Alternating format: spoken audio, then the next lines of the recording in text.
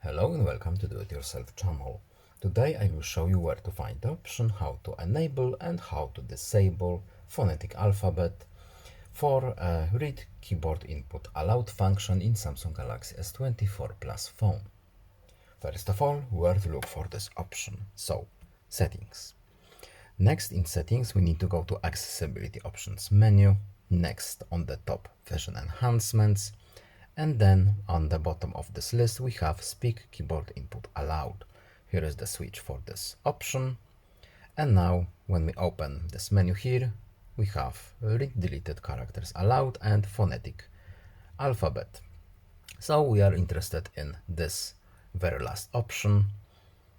It's a simple switch, there are no other hidden options nor menus here. And that's all. I hope this video is helpful to you. Please leave a like and subscribe. Have a nice day and see you in the next video. Goodbye.